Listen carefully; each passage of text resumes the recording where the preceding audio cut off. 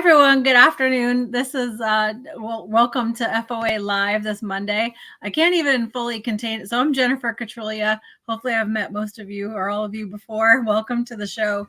And I'm joined by Rush Olney, co-president, who will share his intro in a moment. But there's going to be no containing it today. We try to be very transparent on this show. And so I know all of you experience it, and hopefully our sharing openly with all of you is comforting and extends our FOA family. So I will let you know, we all have those days that are kind of like hot mess express. And today is that day, or at least one of them. So poor Rush is a couple hours from heading to the airport to come in for some meetings in New York City. I am soon leaving for New York City for some meetings. But we've been working through the weekend on a project and presentation for this week. We have a lot to share with you today, which is why we're going to continue our every 3 or 4 weeks of not having a guest, and that's fortunate for them today. So that Rush and I can come on and share some updates with you. But thank you for joining us. Always a pleasure. If you do have comments, hopefully they're constructive and not about what we've just shared with you. But for today's show, welcome them. Excited again to have you here.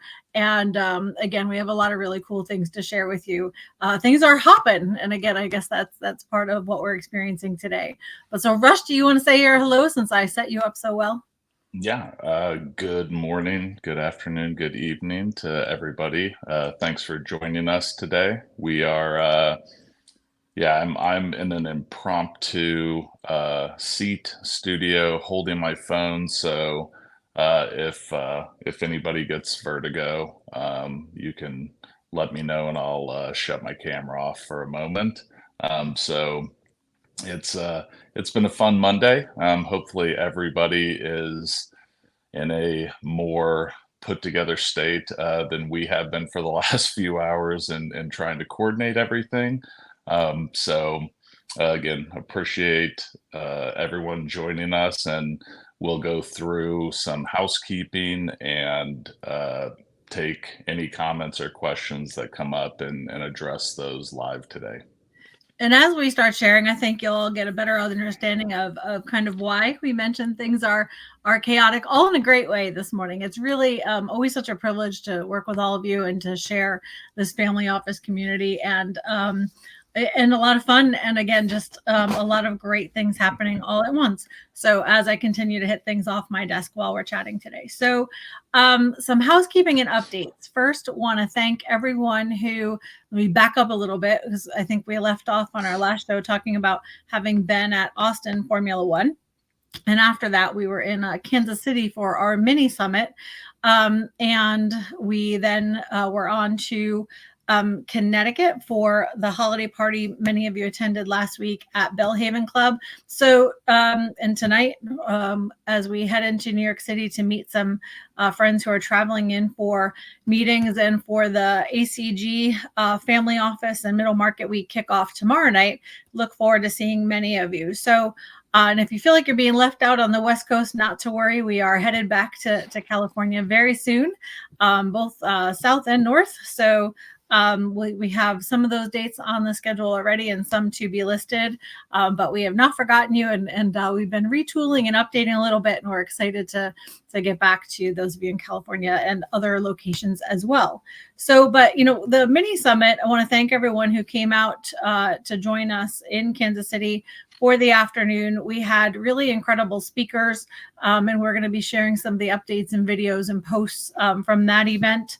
We had a great kickoff lunch with a number of wonderful guests, and then our sessions through the afternoon.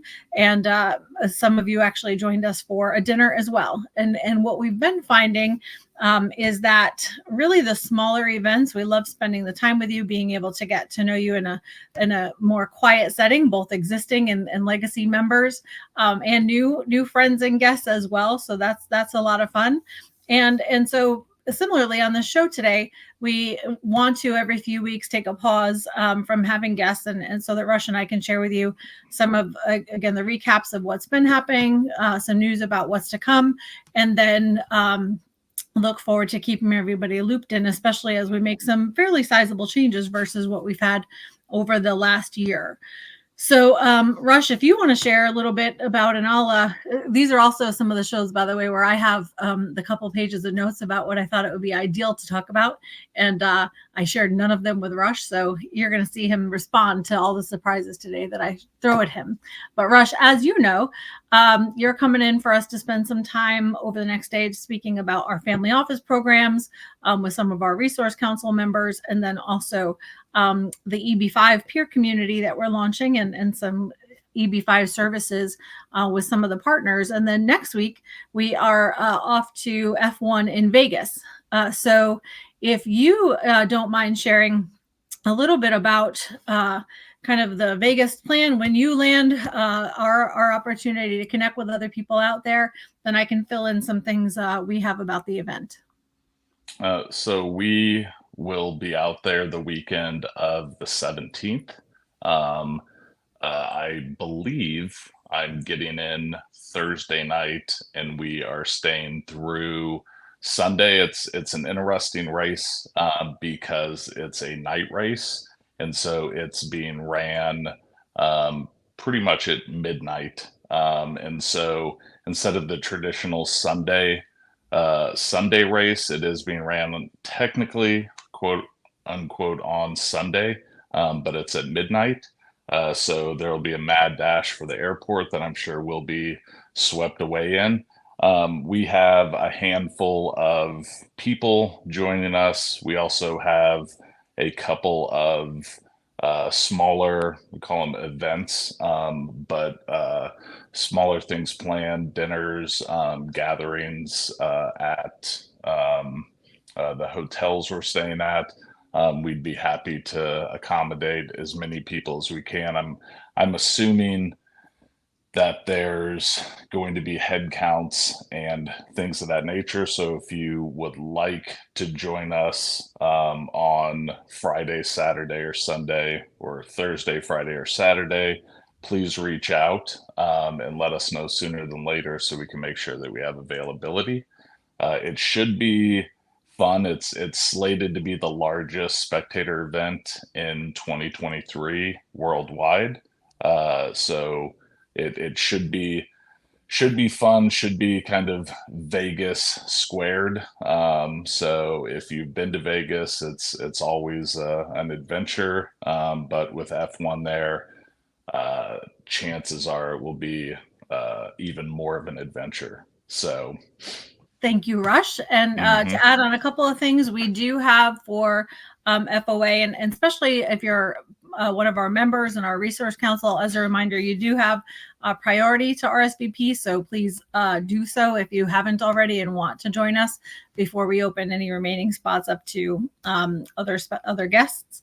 So we do have some really nice perks that have been extended to us by F1 that includes some skybox seating for the opening ceremonies on Wednesday. If that's of interest to anyone, please let us know, as well as hospitality for the weekend events at a pretty nice pricing arrangement with them. So again, please reach out if you're going to be attending, and happy to share the information about what's available. We'll also be hosting a Saturday dinner and Friday as well, but we have some spots open to join us at Nobu. So anybody, again, who's going to be around and interested in joining, some things going on and just want to know if you're there. I know on LinkedIn, a number of people have been reaching out to me, a lot of new names that have been great, mentioning that you'll be on site and for us to connect. And that's awesome as well. So thank you and look forward to it. And then hopping on to December, Art Basel. I will be landing on the 3rd, and I know Rush is out shortly after. And we do have events that we'll be working on or with other collaborating on the 4th, 6th, 7th, and 8th. So if you are going to be in Art Basel, I know some of you again have been messaging me, but please reach out, and happy to share specifics about those invite-only events.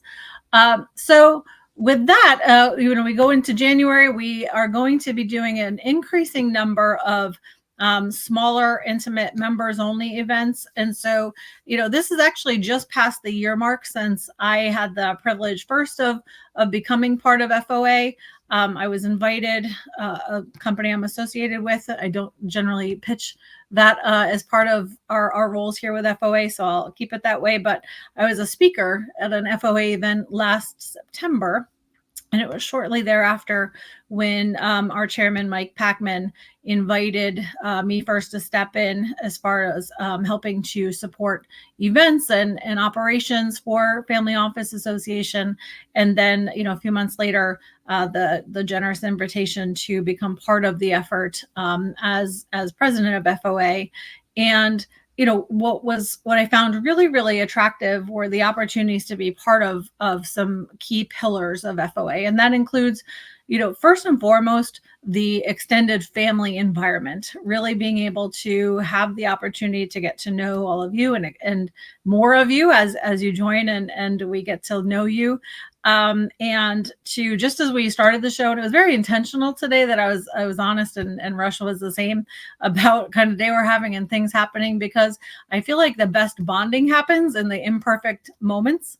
And as we've gotten to know so many of you, and again, that family keeps expanding, we love having the great speakers and the thought leadership, and we will be doubling down and tripling on that in the months ahead to really make sure we ask you. You'll see a question come out about your speaker of a lifetime. Who would you give anything to hear? And we have a number of phenomenal speakers being scheduled and great events, but really having that open family environment for those who either have things to share, multi-generational family leaders who have their successes and their experiences to bring to the table, and those who want to learn and want that support system and who are feeling maybe the pressure of stepping into leadership role in the families.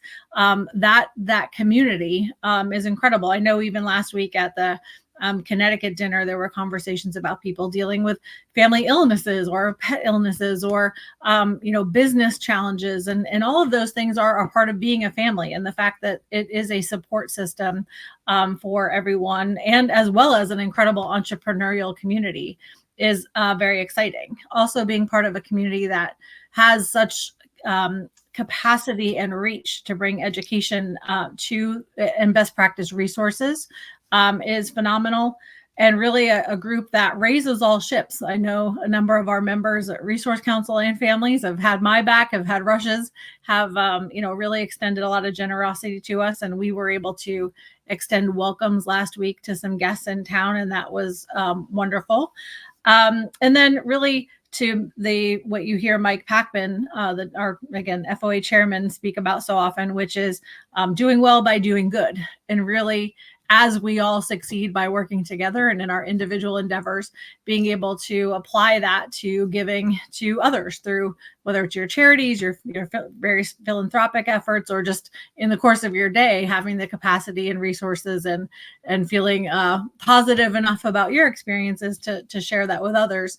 So I've had the privilege of working with Rush for a number of years now, and look, he looks better, all the better for it, right? So, so it didn't take long as I stepped into FOA, and I learned more about what would be involved in the opportunity to ask him, as I have in several other situations we're a part of, if he would, really co-lead and be president of this with me.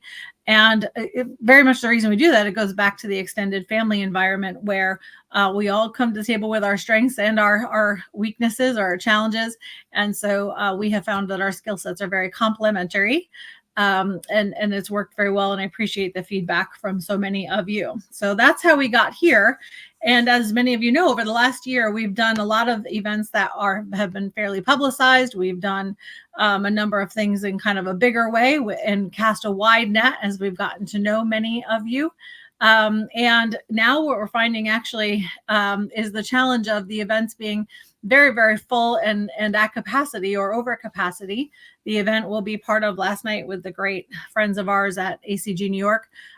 We just simply for FOA have about a 40-person wait list, and I know they have a huge wait list as well. So what you're going to find is, and we've shared this on some prior shows, that first and foremost, if you're not already an FOA member, family, or resource council member, those are going to be your best ways to get access to the events first, as we start to need to tighten up the RSVP lists.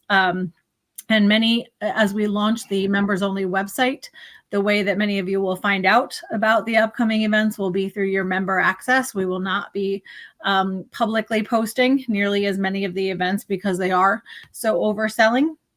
And then as far as the rest of the path forward, I'd say, a number of things we've talked about before, and Rush will expand on in a second, the evolution of the peer communities and really our next steps there. Focusing on content and speakers, especially as we build out the masterclass and content portions of the member website.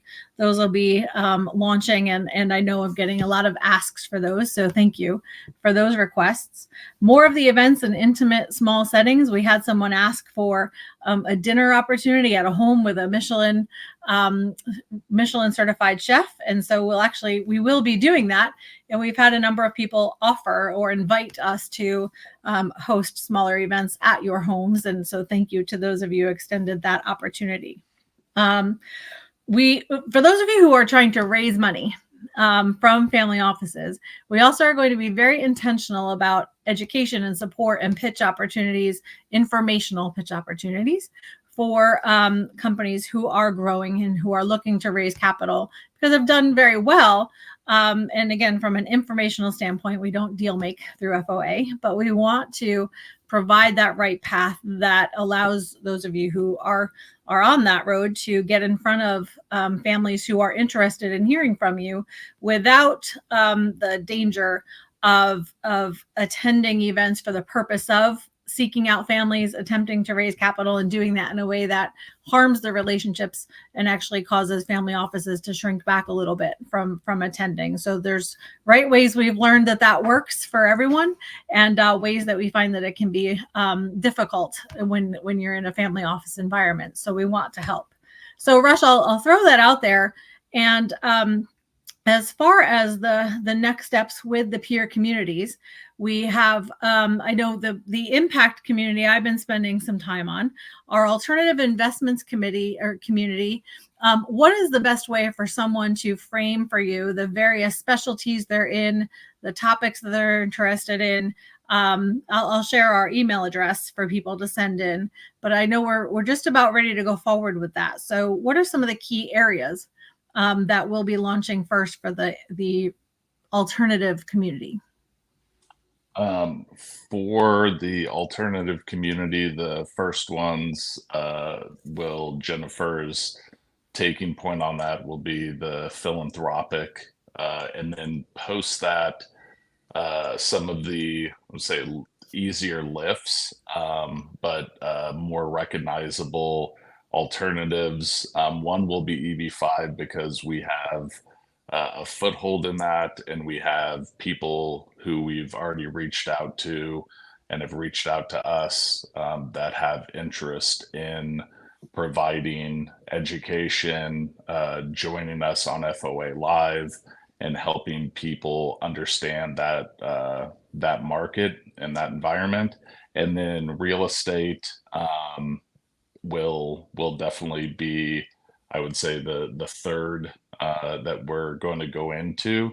And what we're doing right now is we're, I guess, going through the process of what does and doesn't work, how to build the community, what their expectations are, and what our expectations are of people who are coming in to be resources in each one of those programs. So it's building it out correctly always takes a little bit longer. You put the footwork in, as most people know. There's the idea of it, and then there's actually the work of it. So Jennifer and I are always kind of making friendly wagers about timeframes. I tend to think things are going to take longer, and she is very much an optimist in how quickly we can get these things developed and pushed out. So we usually meet in the middle somewhere, which is good. So if you have an interest, and I can send out, or I believe it's on the website, some boilerplate topics for communities that we would be looking for resources to come in in essence, be a curator of the group. Please reach out to us via email. We'll reach back out. We'll start the conversation, and we again are building, excuse me, an education and eventually access platform for all of our members and resource council to share ideas and to help people get over the the initial hump, fear and unknown of several different topics, and give them a platform and a place where they can share ideas and either be a curator or mentor on that, or be there for the education. Thanks, Rush. So to boil some of that down, those of you who were at the Connecticut Summit in September will know part of what Rush was talking about, because we had a little bit of a bet going about the timing for the launch of the website. I am excited to let you know that if you are a Resource Council member or part of our family group that has agreed to be part of our beta of the site, we have uploaded the events. We have your information in there. We are going to be hitting the button over the next week for you to receive your introductory emails and kick off the use of the site. So I still owe Rush the win for the wager, as it was a little bit shot. I was a little bit optimistic, but we are getting those out to you and look forward to it. And I also want to welcome, with a very, very warm welcome, our new and incoming Resource Council members. One of the things that when I mention our speakers and our content over the next several months, many of you may have noticed, and if not, if you check out the Resource Council list on the FOA website, you'll see that we have an incredible community of Resource Council members who have come together and who are incoming. And so we'll be doing a show actually dedicated to introducing all of our resource members over the next couple of weeks, and their backgrounds and their resources and how you can best leverage them. But I don't want to overlook that at all, because we're incredibly honored to have them as part of the community. And so to the best practice resources and thought leadership that so many of you have been asking for, it really is a great time for us to get you connected to them. So again, whether you're a member, Resource Council member, please reach out to us. And if you are interested in participating, you'll see in some ways we'll be getting a little bit more quiet about some of the sharings publicly. And that's simply because more information will be coming out to those of you who are in the site directly. Some other really cool things that we have going on. I do want to point out it's just about time for us to talk about heading back to Scottsdale for what will be our second annual family office retreat. And for those of you who are either at events or heard when Charles Smith, and hey, Charles, if you're out there, I know we were texting a little bit last week, but about what he called the sleepaway camp for family offices. A lot of fun last year, and something Rush briefly mentioned, but that will be repeating in February during Phoenix Open Week.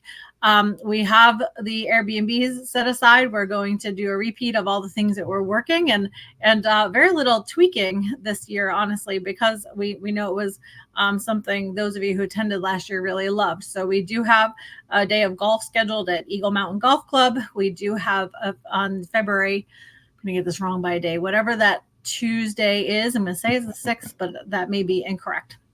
I think it's the 6th. The 7th, we have a family office retreat for the day at the Airbnb hub, where a few of you have stayed with us before. So looking forward to that. And then the evening, we have our second annual pickleball tournament with some former sport athletes. I'll get that right. For those of you, again, I want to be so careful. It's such a careful world today, how you refer to everybody. So with some retired athletes who will be joining us in the evening for that second annual pickleball match. And then on the Thursday, we will be attending the Phoenix Open together. So again, those of you who are interested, we are going to rent a number of Airbnbs for everybody to jump in and get to know other families. Unlike last year where we were restricted because of housing around the Super Bowl, if you would prefer to stay on your own in one of the area hotels, we've worked that out this year as well. But we're really excited about that event. And one of the things I want to point out is that each of our events going forward, with really Vegas F1 being probably the last exception, we will be responding to the asks, hey, is there going to be content and is there going to be thought leadership at each of these events? We talked about it for Vegas, for those of you who have asked, and it just seems very impractical. The days there are going to be extremely fluid, extremely chaotic. And honestly, we